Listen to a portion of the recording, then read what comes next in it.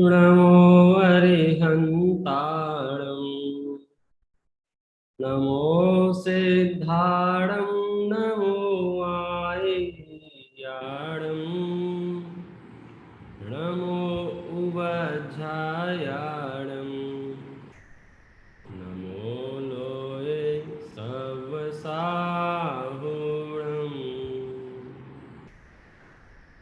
नमः समय साराय स्वानुभूत्या चकासते चित्स्वभावाय भावाय सर्वभावान्तरच्छिदे अनन्तधर्मणस्तत्त्वं पश्यन्ति प्रत्यगात्मनः अनेकान्तमयी मूर्ति नित्यमेव प्रकाशिता। आचार्य भगवान कुंद कुंद देव द्वारा विरचित समय सार और उसकी आत्मख्याति टीका करने वाले आचार्य भगवान अमृतचंद्र देव, हमारा सौभाग्य है कि हम उनके पास बैठकर तत्वज्ञान का अभ्यास कर रहे हैं। सच में उस काल में भी उनके पास होते तो तभी भी वे यही श्लोक सुनाते कि देखो हमने ये लिखा है, पढ़ो। और आज भी हम हैं तो इन श्लोकों के माध्यम से ही अपनी बुद्धि, अपने परिणाम, अपने श्रद्धान, अपना ज्ञान निर्मल करने का अवसर प्राप्त कर रहे हैं। इसलिए मानसिक रूप से तो ऐसा ही समझना कि साक्षात अमृतचंद्र आचार्य देव से मैं पढ़ रहा हूँ। यदि आपने लॉगिन करते समय समझा कि विपिन जी से पढ़ना है तो फिर आपको उतना मजा नहीं आएगा और आना भी नहीं चाहिए।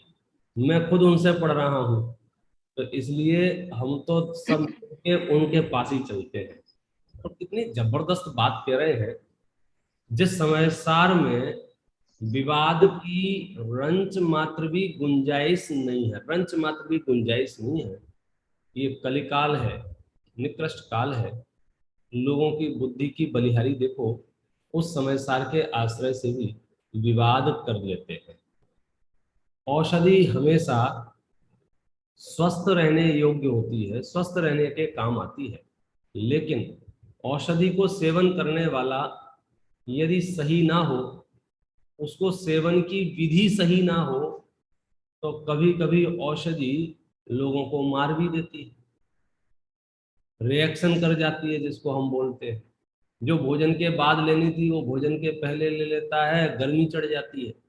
तो ऐसे ही जैन ग्रंथों को पढ़ने से पहले जैन ग्रंथों को पढ़ने की विधि यदि नहीं पढ़ेंगे तो हमको कुछ समझ में आने वाला नहीं है। और कदाचित समझ में आ भी जाएगा तो उसका जो फल होना चाहिए वो नहीं मिलेगा। शुरुआत शुरुआत यहां से की, मंगलाचरण से ही कुछ भिन्न कहा। अभी तक जितने भी ग्रंथ रचे जा रहे थे, जितने भी ग्रंथ लिखे जा रहे थे, उन सब में आदिनाथ को नमस्कार किया जा रहा था, संभवनाथ, अभिनंदन नाथ, सुमतनाथ और ज्यादा से ज्यादा वर्तमान के शासन नायक तीर्थंकर महावीर को नमस्कार किया जा रहा था। लेकिन जब समय सार की रचना प्रारंभ की और मंगलाचरण किया अमृतचंद्र आचार्य देव ने, तो वे लिखते हैं नमः समय साराय। अभी तक सारी आचार्य परंपरा नमः श्री वर्धमानाय, नमः आदिनाथाय, ये सारा काम चल रहा था। और अमृतचंद्र आचार्य देव कहते हैं नमः समय साराय। अच्छा, जिस ग्रंथ की टीका लिख रहे हैं ना, उस ग्रंथ का नाम क्या है? समय सार। समय सार का मंगलाचरण क्या है?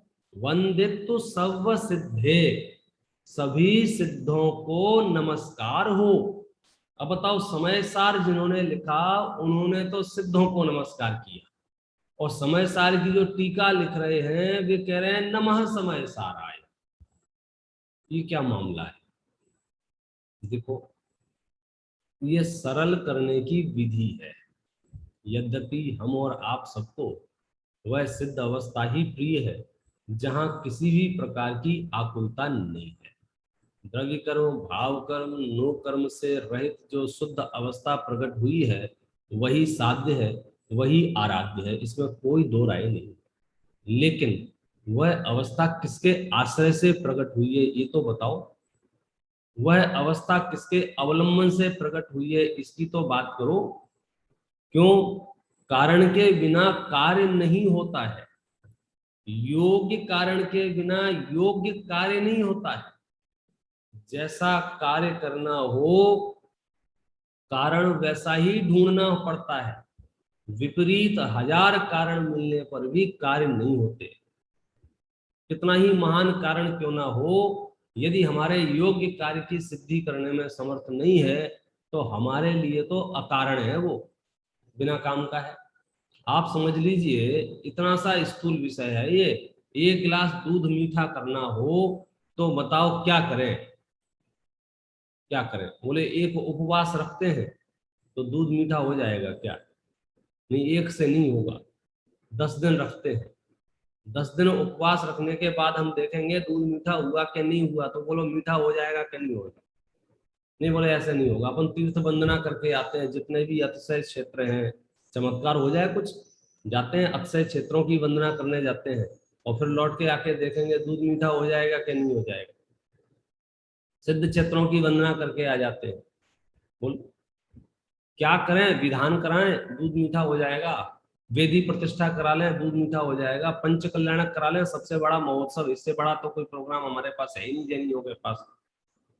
पूरा पंच कल्याणक करा लेते हैं, बोलो दूध मीठा होगा क्या नहीं होगा? तो देखो, पंच कल्याणक बहुत विशिष्ट वस्तु है, सौधर्म इंद्रादि की उपस्थिति में होती है, तीर्थंकरों के कल्याणक हैं, वो सब महान है, लेकिन दूध मीठा करने का कारण नहीं है। इतनी सी बात है, इतनी सी बात। आपका उपवास करना, व्रत पालना, महाव्रत पालना और सब सब सब सब बहुत बहुत बहुत विशिष्ट अवस्थाएं हैं संसार में। मंद कसाय की तीव्रतम अवस्थाएं हैं ये, उसके बिना संभव नहीं है। तथापि तथापि सिद्धत्व में हेतु नहीं है। क्या बात कर रहे हो? तो सिद्धत्व में हेतु कौन है? समय सारा है। तो जहां कुंद कुंद आचार्य देव कार्य परमात्मा को नमस्कार करते हैं, ऐसे परमात्मा जो कार्य रूप परिणमित हुए हैं, वहीं अमृतचंद्र आचार्य देव कारण परमात्मा को नमस्कार करते हैं, जिसके अवलंबन से कार्य परमात्मा अपना प्रकट होगा। वे कहते हैं नमः समय साराय, मैं मुझे नमस्कार करता हूं, मैं स्वयं को नमस्कार करता हूं, मैं अपने चैतन्य को नमस्कार करता हूं। उन्हें पता है कि ये बात तुम्हें समझ में नहीं आएगी, इसलिए फिर उन्होंने प्रतिज्ञा की। कौन सी?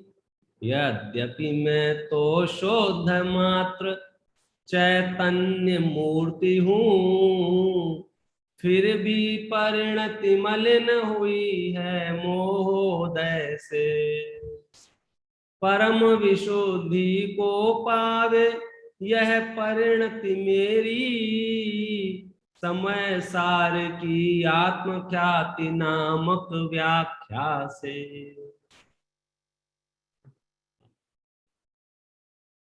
अब मैं अपनी परिणति को निर्मल करना चाहता हूं।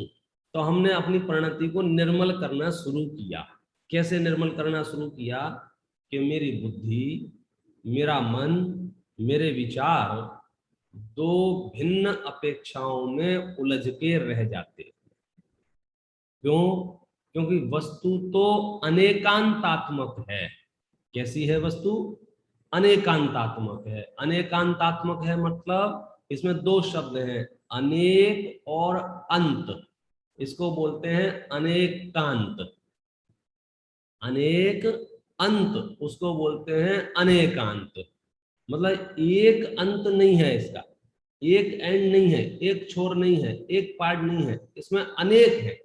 आप इस विश्व में कोई भी वस्तु उठा के देखो, उसके अनेकांतपना पाया जाता है, एक पना नहीं पाया जाता। उसमें अनेकांतपना पाया जाता, मैंने उसमें अनेक अंत पाए जाते हैं। ये अंत का अर्थ क्या होता है? अंत का अर्थ गुण भी होता है और अंत का अर्थ धर्म भी होता है। धर्म माने ये जो करने वाला धर्म नहीं, जो हम और आप बैठ के स्वाध्याय रूप धर्म, माला जपने रूप धर्म, ये धर्म नहीं। जैन शास्त्रों में दो विरुद्ध प्रतीत होने वाले जो शक्तियां हैं, दो विरुद्ध प्रतीत होने वाले जो गुण हैं, उन्हें भी धर्म कहा जाता है। पूरा नाम उनका है धर्म युगल। ये जोड़ी से पाए जाते हैं। जैसे नित्य अनित्य, ये क्या है? ये धर्म युगल है। एक अनेक, ये क्या है? ये धर्म युगल है। भाव अभाव, ये क्या है? ये धर्म युगल है। तत् अतत्, ये क्या है? ये धर्म युगल है। अस्ति नास्ति, ये क्या है? ये धर्म युगल है। तो बोले वस्तु में ऐसे अनगिनत धर्म युगल पाए जाते हैं। एक तो अर्थ ये हुआ अनेक अंत का, अनेकांत का। दूसरा अंत शब्द का अर्थ होता है गुण, लक्षण, विशेषताएं। तो वस्तु में वे भी अनेक पाई जाती हैं। आप किसी भी वस्तु को उठा के देख लो, उसमें अस्तित्वपना पाया जाएगा, उसमें वस्तुत्वपना पाया जाएगा, उसमें द्रव्यत्वपना पाया जाएगा, उसमें अग्रु लघुत्वपना पाया जाएगा, उसमें प्रदेशत्व पाया जाएगा, उसमें प्रमेयत्व पाया जाएगा। ज्ञान दर्शन जीव होगा तो उसके अपने विशेष गुण होंगे, ज्ञान दर्शन सुख चारित्र आदि। उद्गल होगा तो उसके अपने विशेष गुण होंगे, स्पर्श रस गंध वर्ण आदि। धर्म द्रव्य होगा तो उसके अपने विशेष होंगे, गति हेतुत्व। अधर्म द्रव्य होगा तो उसके अपने विशेष होंगे, स्थिति हेतुत्व। काल द्रव्य होगा तो उसका अपना विशेष होगा, परिवर्तन लक्षण, वर्तना लक्षण। आप समझ में आया? तो ऐसी कौन सी वस्तु, ऐसा कौन सा पदार्थ, ऐसा कौन सा द्रव्य है जिसमें अनेकांतपना नहीं पाया जाता हो, अर्थात अनेक अंत जिसमें नहीं हो। कोई भी वस्तु हो, कोई भी वस्तु, ये देखो ये वस्तु है। अब इसमें बोलो अनेक अंत है क्या? नहीं है इसमें, तो ये अनेकांतमयी है। अब समझ, अब दिक्कत कहाँ आएगी कि भी जो अनेक अंत हैं, जिसे हम अनेकांत कह रहे हैं भाषा विज्ञान की दृष्टि से, दो शब्दों को मिला दें तो दीर्घ हो जाता है। अनेक अंत प्लस बराबर अनेकांत। तो जो अनेकांतपना है वस्तु के अंदर में, अब आप कहोगे कि बताओ उसको, कहो उसको, तो एक बड़ी समस्या है हमारी। क्या? कि ज्ञान युगपद जान तो लेता है अनेक वस्तुओं को, अनेक एक वस्तु में अनंत धर्मों को, तथापि श्रुत ज्ञान की ऐसी विशेषता है कि वह युगपद कथन नहीं कर सकता है। तो कथन तो क्रम क्रम से होगा भाई, जिसमें अनेक फीचर है ना, कोई एक गुण तो है नहीं इसमें। जैसे फोटो खींचने के भी काम आता है, ये बात करने के भी काम आता है, इसमें आपको कुछ याददाश्त अपनी रखनी हो तो इसकी मेमोरी भी है, इसको ये वो याददाश्त भी ये रख सकता है, और भी अन्य अनेक विशेषताएं हैं। मुझे इसकी विशेषताएं नहीं बतानी है। लेकिन अब आप कोई, आप दुकान पे जाएंगे और कहेंगे कि भाई इसकी विशेषता बताओ, तो वो लोग कैसे बताएगा? बैठो 5 मिनट। अब उसने शुरू किया कि कैमरा, जैसे उसने बोला नहीं नहीं कैमरा नहीं, दूसरी विशेषता बताओ, एक साथ बताओ, जल्दी बताओ। तो क्योंकि भाई साहब इसमें गुण तो एक साथ पाए जाते हैं, लेकिन मेरे पास कथन करने की ऐसी कोई व्यवस्था नहीं है कि मैं एक साथ सब कथन कर दूं। अमृतचंद्र आचार्य देव ने एक लघु तत्व स्फोट नाम का ग्रंथ लिखा है, लघु तत्व स्फोट। तीर्थंकरों की स्तुति की है इन्हीं आचार्यों ने, जिनका अपन आत्मख्याति पढ़ रहे हैं। उसमें एक श्लोक है, वो लिखते हैं, ये जिह्वा किसी काम की नहीं है। क्यों? क्योंकि यह वस्तु का युगपत निरूपण करने में असमर्थ है। इसमें ताकत ही नहीं है, इसमें क्षमता ही नहीं है। वहां तो ये लिखा है मूल शब्द, तो इस जिह्वा के 1000 टुकड़े हो जाएं, जैसे कोई कहता ना ये वस्तु टूट जाए, या टूट जान दो, हमारे कोई काम की, खराब हो जान दो, हमारे कोई काम की। मौन रहना पसंद करते, क्या बोले कैसे बोले, क्यों? क्योंकि जीव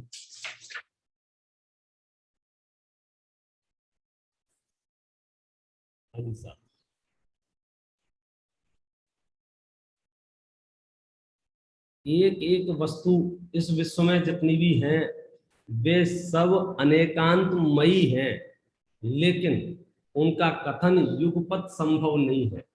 न केवल हमारे और आपके ज्ञान में, समो शरण में भी ऐसा संभव नहीं है गणधरादि देव भी नयों का अवलंबन लेकर निरूपण करते हैं। हम और आप नयों का अभ्यास ना होने से हम जो कुछ भी निरूपण सुनते हैं हमें घबराहट पैदा होती है। जब कोई कहता है कि वस्तु नित्य है तो मुझे याद आता है यार वस्तु तो अनित्य है, ये नित्य कैसे कह रहा है। और अगर वस्तु को नित्य मान लेंगे तो ये समस्या है, ये समस्या है, ये समस्या है। कोई यदि वस्तु की अनित्यता का निरूपण करता है पर्याय अपेक्षा से तो हमें घबराहट होती है, अरे वस्तु को अनित्य मान लेंगे तो अवलंबन किसका लेंगे। हमें ये समझना चाहिए कि ये जिन वचन है और जिन वचन जो होते हैं वो स्यात् पद मुद्रा से अंकित होते हैं। कल अपनी इसकी चर्चा बहुत विस्तार से चलाने की कोशिश की कि हमारी भ्रांति ये है कोई एक गुण धर्म का विवेचन प्रकरण मुख्य होने पर भी हमको अन्य धर्म की उपस्थिति, अन्य धर्म की सत्ता है या नहीं है इस बात में घबराहट हो जाती है। जैसे चार अनुयोगों के प्रकरण में होता है ना, कोई द्रव्यानुयोग का कथन करता है तो चरणानुयोग प्रेमी को घबराहट होती है, बस ये द्रव्यानुयोग तो कह रहे हैं, कुछ बता ही नहीं रहे हैं क्या करना चाहिए क्या नहीं करना चाहिए, तो फिर हम क्या सीखेंगे। चरणानुयोग का निरूपण होता है तो द्रव्यानुयोग वाला घबराता है, बस करने करने क्रियाकांड की बातें कर रहे हैं, ये आत्मा तो बता ही नहीं रहे हैं। लेकिन वाणी की यह परेशानी है कि युगपत नहीं बता सकते हैं तो क्रम क्रम से ही कथन किया जाएगा। अच्छा, लोक में हम संतुष्ट हैं क्रम क्रम से कथन करने में, यहां आते ही झगड़ा चिंता शुरू कर देते हैं। तो समय सार के शुरुआत में ही, जैसे वो अपन कोई विज्ञापन आता है ना कि अब आप ये चीज खरीदो इसमें ये मिलेगा, तो स्टार में लिखा रहता है कंडीशन अप्लाई। तो मैं कहता हूं पूरा समय सार अभ्यास करें, उससे पहले ये शुरुआत के 5-7 कलश आपने अगर ध्यान से पढ़ लिए तो समझ लो हमारे अंदर का जो वैमनस्यता है वो तुरंत खत्म हो जाए। चलिए अपन तो आगे बढ़ते हैं। 4 नंबर के कलश में ये कहा क्या, उभय नयों में जो विरोध है उसके नाशक